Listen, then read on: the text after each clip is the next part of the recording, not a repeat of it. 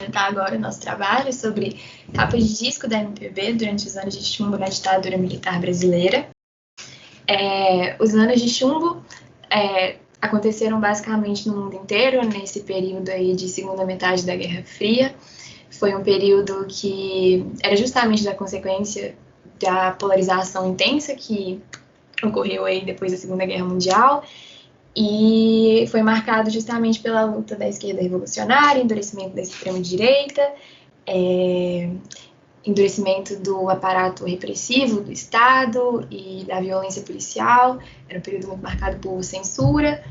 E aqui no Brasil foi um período que se representou principalmente a ditadura militar. Alguns historiadores se referem aos anos de chumbo no Brasil como a ditadura militar inteira, então desde 64, e alguns se referem exclusivamente ao governo Médici, aí, então desde 68 até 74, que foi o período das 5, e que a gente teve aí um número exorbitante, maior do que o normal durante a ditadura, de desaparecimentos e mortes, principalmente de militantes, uma censura extrema, que foi sofrida principalmente na arte.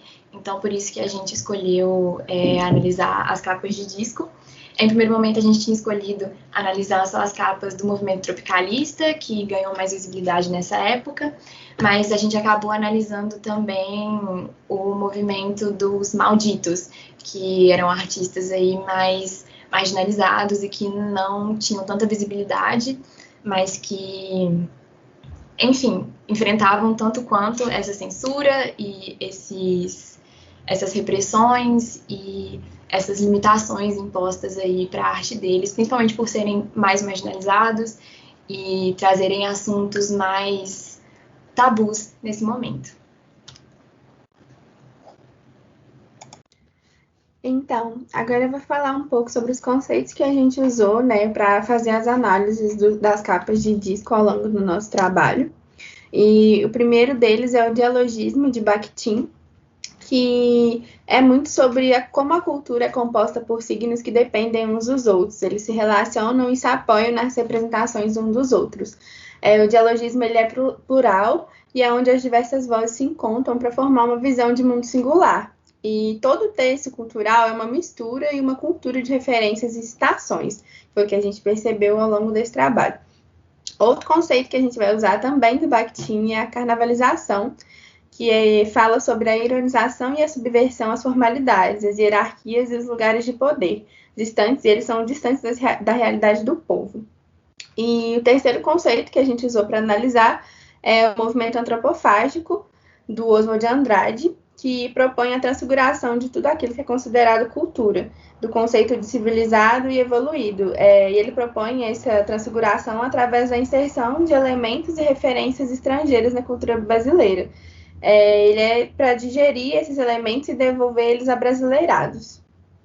Esse álbum, Pérola Negra, ele é do Luiz Melodia, ele foi lançado em 1973 e ele fazia parte do movimento dos Malditos, que, como a Laura já falou na introdução, era um movimento à parte do pessoal da Tropicália, porque eles eram, digamos assim, um pouco mais explícitos nas letras e nos protestos que eles faziam na arte deles. E o Luiz, ele era de uma favela do Rio de Janeiro, ele cresceu lá e ele ganhou muito mais holofotes quando ele gravou a música que chama Pérola Negra. Ele escreveu a música que chama Pérola Negra. A Gal Costa gravou essa música, lançou num álbum dela, e aí depois ele regravou ela e lançou um álbum com esse nome. E aqui a gente tem uma citação que foi um filho dele que fez em uma entrevista sobre a carreira do pai, que ele falou que o álbum Pérola Negra foi como o renascimento para a favela, porque é um álbum que traz muito das raízes do Luiz para dentro dele, tanto na parte visual quanto na parte de áudio. E partindo para a parte que a gente analisa mesmo, a parte gráfica, a gente consegue perceber que na capa em si, a gente pega várias referências que ele tenta trazer. Por exemplo, ele está deitado numa banheira ali na foto, e essa banheira está no meio de um monte de entulho, que provavelmente era um lixão, alguma coisa assim, algum ferro velho, e ele segura o globo terrestre na mão dele. E é muito simbólico ele segurar isso, o globo na mão dele, porque mesmo estando num lugar como o lixão cheio de coisas velhas e inúteis, entre aspas, ele continua tendo o mundo nas mãos dele. Ele pode desbravar e conquistar isso tudo através da música e do talento dele. E no fundo do álbum, da capa, a gente vê um monte de feijão preto, que é uma das partes que a gente mais conseguiu relacionar com a parte teórica, porque o nome do álbum é Pérola Negra. A Pérola Negra ela é uma pedra preciosa que realmente existe, mas ela é muito rara. E vindo de onde vem, o Luiz Melodia traz o feijão como se fosse uma pedra preciosa, como se a comida, o feijão, que é uma comida que é tão parte enraizada da cultura brasileira, como se fosse uma pedra preciosa para o povo dele. E o dialogismo está aí, do feijão fazendo referência a uma pedra preciosa. E é isso. Na contracapa, a gente tem o mesmo feijão no fundo das fotos, e no lugar onde ficaria o nome das músicas escritos nos álbuns normais, a gente tem uma colagem com várias pessoas negras, provavelmente da comunidade dele, e num formato redondo de um prato, que tem um garfo e uma faca, um do lado do outro. E a gente vê que essa colagem das pessoas negras é como se fosse ele mostrando que a inspiração para toda aquela obra que ele fez viesse dali, das pessoas que passaram pela vida dele, do que ele viveu, do que ele conviveu e do que ele passou na história dele. E essas pessoas fazem parte disso. É a inspiração e a origem dele. E a gente consegue perceber também que as pessoas negras estão ali, naquele prato de comida. A gente pode conseguir fazer uma outra relação, que é como se as pessoas pretas fossem a carne. Tem aquela frase bem icônica que todo mundo fala quando acontece principalmente em crimes contra pessoas negras, racismo e tudo mais, que é: a carne preta é a mais barata do mercado. E ele traz aquilo ali, ao mesmo tempo que fazendo uma homenagem e honrando as origens dele, ele mostra como que as pessoas negras estão retratadas na sociedade. E, enfim.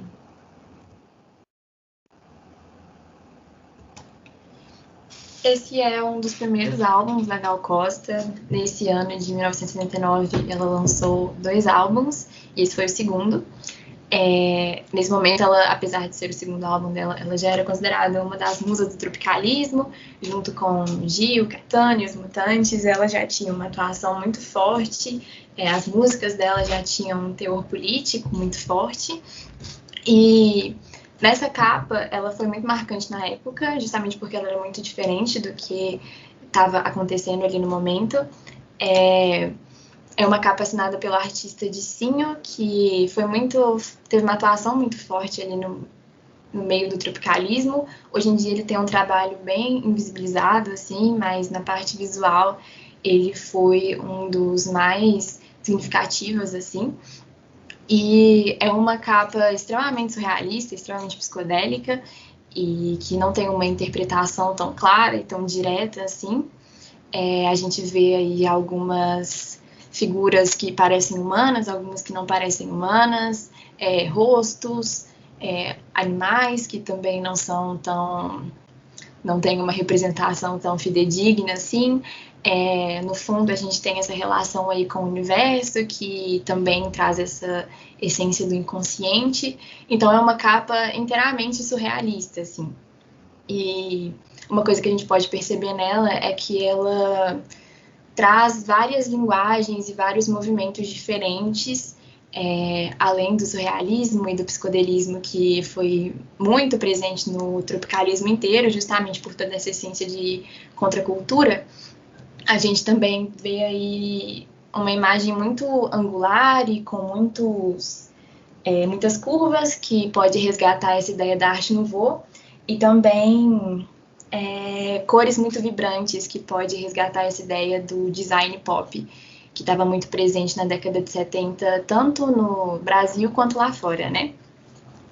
Esse resgate de linguagens estrangeiras e de outros movimentos pode ser relacionado com a ideia do ufanismo, né? Que basicamente foi o que o tropicalismo se baseou aí nesse momento, que é justamente trazer essas linguagens estrangeiras e ressignificar elas, ou ressignificar as próprias linguagens e as próprias raízes, e, enfim, abrasileirar tudo que a gente pode trazer de fora e de dentro. E é isso que a Gal Costa faz, basicamente, o trabalho dela inteiro, em todas as décadas, mas principalmente nesse álbum. Pode passar, amiga. Na contracapa, a gente já tem uma imagem dela, que já foge um pouco da estrutura da capa mesmo. É uma imagem bem borrada, em que ela tem uma feição bem furiosa, que a gente pode relacionar justamente com a época e com o posicionamento dela, que era de raiva mesmo, no momento em que, além de todas as questões da ditadura, o Gil e o Caetano também estavam exilados, e ela estava ali com a posição de enfrentar aquilo ali enquanto ela ainda estava presente, já que os companheiros dela já não estavam mais podendo continuar com o movimento que eles estavam criando ali. E tanto essa primeira capa, essa contracapa, quanto a capa surrealista se relacionam muito com o conceito da Andréa Souto Caldeirão de Horizonte do Representável, justamente porque elas não têm uma interpretação imediata. Elas se desprendem dessa ideia de causa e efeito. Quando a gente fala da capa surrealista, por exemplo, ela não está tentando trazer necessariamente de primeira uma imagem que a gente já conhece, uma ideia que a gente já conhece. Ela traz justamente pontes e transformações sensíveis, e ela muda esse regime de visibilidade, ela traz reflexões. Então, ela não entrega diretamente a imagem que ela propõe, ela traz as pontes ao invés dos resultados. E aí que a gente traz esse horizonte do representável, e aí que a gente encontra a potência política da imagem. Agora a gente vai falar um pouco sobre o disco dos Mutantes, que é a Divina Comédia, ou Ando Meio Desligado. Os Mutantes, eles surgiram muito com o movimento tropicalista também, junto com a Gal, com Caetano e com Gilberto. E esse é o terceiro disco que eles lançaram, foi lançado em 1970. E uma das principais fontes de inspiração que eles usavam era o movimento antropofágico, que, tipo assim, teve a Semana de Arte Moderna, né, em 1922. As principais inspirações dos Mutantes na arte inteira deles era o movimento antropofágico, o manifesto antropofágico, que foi encabeçado pelos artistas que participaram da Semana de Arte Moderna em 1922.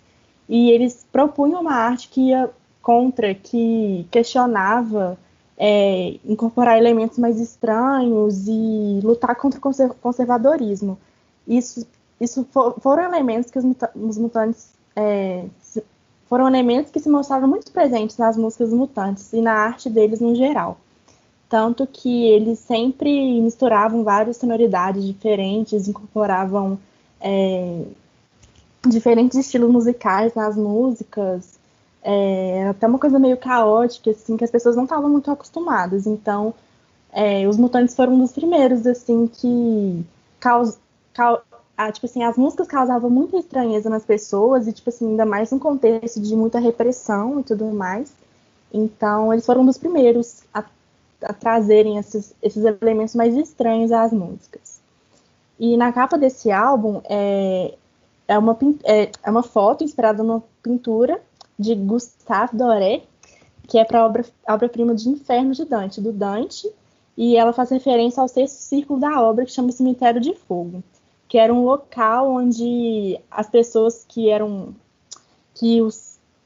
não acreditavam em Deus e Jesus, eles iam para esse lugar, e lá eles eram velados e sepultados em túmulos abertos, pegando fogo, e fazendo referência também a como as pessoas que não acreditavam em Deus, né, na Idade Média, que iam contra a igreja e tudo isso, como essas pessoas eram tratadas, aos hereges, né?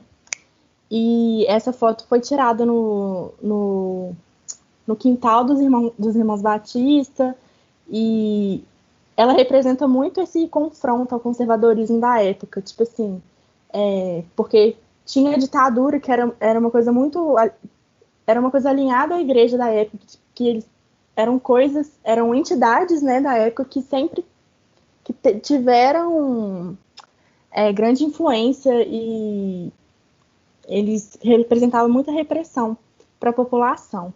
Então, enfim, agora a gente vai falar da contracapa, que é o Sérgio Dias, o Amado Batista e a Rita Lee deitados numa cama que simula algum ato sexual entre eles, tipo assim, como se tivessem acabado de sair, uma orgia, né, como a gente colocou ali. E essa foto pode representar também, representa muito esse aspecto que eles tinham de ironizar e de ir contra as coisas da época, porque do lado deles tem uma figura que vai representar uma figura militar, como se ele estivesse protegendo ali uma coisa imprópria. Então, indo muito contra o que estava acontecendo na época. Então, tira sarro com esse conservadorismo dominante, e é bem provocativo, um aspecto que era muito presente na arte dos mutantes no geral. Acho que é isso. Aqui a gente tem outro álbum da Gal Costa, o Índia, de 1973, que foi um dos álbuns mais emblemáticos da carreira dela, tanto pela questão musical, que foi responsável por tornar ela ainda mais uma musa do capitalismo, da MPB, e porque foi o único álbum dela que sofreu censura direta da ditadura.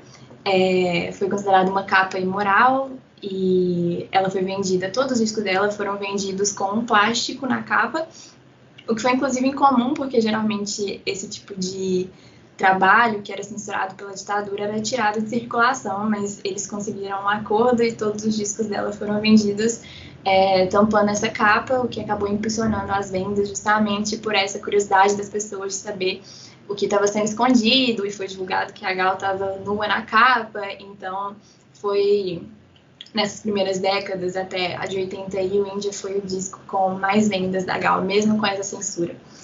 E, enfim, o que a gente vê aí é um close da Gal de tanga, com vários acessórios indígenas e cores bem vibrantes, e, enfim, aí a gente estava no meio do governo Médici, que foi aí o que é considerado realmente os anos de chumbo, né? Então, que a censura estava mais pesada e que a repressão era mais pesada.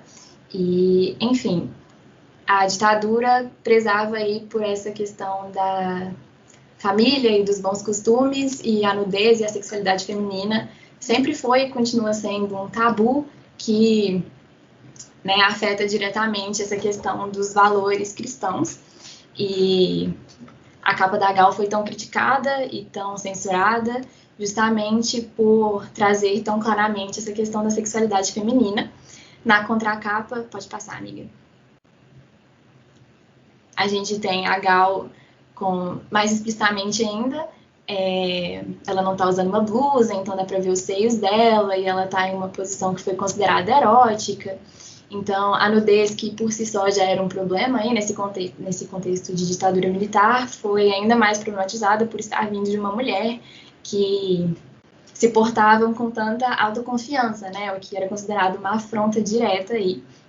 E isso era muito presente já na carreira da Gal Costa, no geral, porque ela sempre usou aí do erotismo como um exercício performativo mesmo, e ela sempre reivindicou o direito de usar a sexualidade dela como um fim em si mesmo, assim, sem precisar de uma justificativa ou de realmente de um contexto artístico para poder descobrir o corpo dela, por exemplo, em uma apresentação. E esse foi provavelmente o maior problema que ela teve ao longo da ditadura, porque apesar de não ter tido muitas letras que se relacionavam diretamente com a questão da censura ou que eram vistas como problemas, ela sempre reivindicou muito o direito dela à própria sexualidade. E isso sempre foi muito problematizado, justamente por afetar aí a questão dos valores cristãos.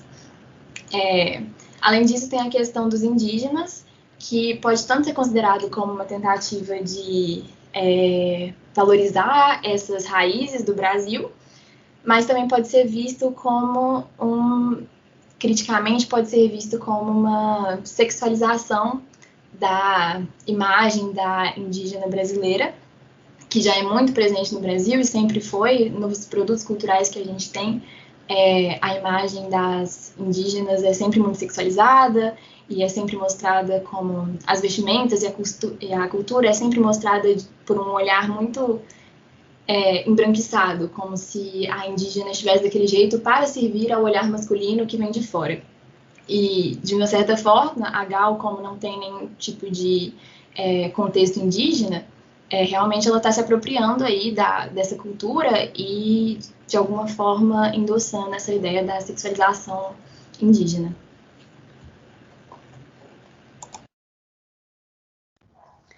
Então, agora a gente vai falar um pouco sobre o álbum Tropicalia, o Panier Circense. Primeiramente, falar que o álbum foi lançado em 1968 e ele foi endossado, né, e produzido por líderes e pessoas que faziam parte do movimento tropicalista, que é um movimento que tinha como propósito o estabelecimento de uma contracultura aos bons costumes do período, que eram reiterados por outros movimentos, que nem a Bossa Nova, que estava muito em alta na época. E eles faziam essa contracultura por meio de uma combinação de elementos nacionais e internacionais. E outra questão que também chama atenção no nome do disco é a expressão panier circense, que é uma expressão em latim, que significa pão e circo, e faz referência à política do pão e circo, que era utilizada para manter o apoio do povo em relação ao governo romano. Então, eles tinham como ideia desviar a atenção dos problemas sociais e amenizar a sensação de descaso nas camadas mais desfavorecidas.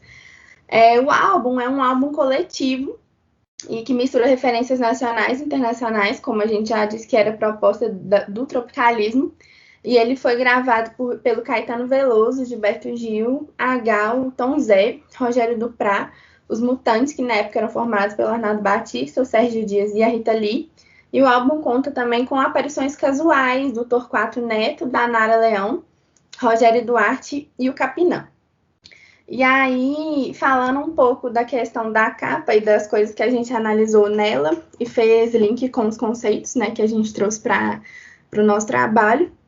Primeiro, falar um pouco sobre a geleia geral, que tem como proposta misturar tudo. Então, trazer o estrangeiro e o brasileiro e formar o tropicalismo. E essa ideia revolucionária que eles tinham. Falar um pouco também sobre, e que faz link com o dialogismo, né, que é um dos conceitos que a gente trouxe lá em cima. Falar um pouco sobre as cores da borda do disco, que como vocês podem ver, é verde, amarelo e azul, que são as cores da bandeira do Brasil, e que faz link com o movimento antropofágico, que trazia essa ideia do nacionalismo, enfim. No próximo é sobre a fotografia do álbum, e como a gente pode ver aí, ela faz referência ao álbum Sgt. Pepper's Lonely Hearts Club Band dos Beatles. Tá na próxima página, você pode passar, por favor, Bruna? Só para a gente observar as referências, tanto da forma como eles estão posicionados nos dois álbuns, né? O álbum do Beatles foi lançado um ano antes, e eles são posicionados da mesma forma, tanto com as colagens que acontecem nos dois álbuns, porque no Tropicalia, o Panier Circense, as fotos que estão dentro das molduras também são colagens, pós-produção. E Fora que essa ideia também dessa pegada mais hippie, mais psicodélica que os Beatles tinham nessa época, que também é uma ideia do Tropicália, que eu vou falar um pouco mais para frente. Pode voltar, Bruna. Falando agora sobre as roupas e os artistas, né, que estão presentes, a gente pode, e aí linkando com o dialogismo e o movimento antropofágico, a gente pode fazer esse link com os elementos que são representados. Então, é possível a gente perceber o rock representado com os Mutantes e as guitarras elétricas, a descentralização da cultura do Brasil com o Tom Zé, que está segurando uma bolsa de couro que representa o Nordeste, o Caetano como forma de representar a MPB, o Gil com vestimentas mais ripongas, assim, que fazem alusão também ao Sgt. Peppers, além da Nara Leão como ícone da bossa nova, o Rogério Duprat como ícone da música erudita, e o Penico, que está sendo segurado pelo Rogério Duprat também, que faz alusão à obra fonte do Marcel Duchamp, que está trazendo essa ideia de representação da xícara, como se ele estivesse bebendo desse pinico e se esbaldando de algo, que a gente pode linkar também com a ideia de geleia geral e dialogismo. Pode passar, Bruno. Então, falando um pouco mais sobre o movimento antropofágico, o disco também tem essa presença forte da crítica e hierarquização musical por parte da elite brasileira da década de 60, que, como eu disse, era muito focada na bossa nova, enfim, nesses bons costumes. Tanto que na capa do disco a gente também pode observar a Gal com roupas assim mais recatadas, enfim, numa pose mais séria. Também está sendo representada a bossa nova ali e as pessoas comuns da época. E, enfim, falando sobre carnavalização, pode passar, Bruno. Falando mais sobre carnavalização, a gente tem como o uso das referências nacionais, que são a bossa nova, e o da referência internacional, que são os Beatles, né? Como a ideia de subversão e perversão moral, enfim, trazer o incômodo e essa mistura toda.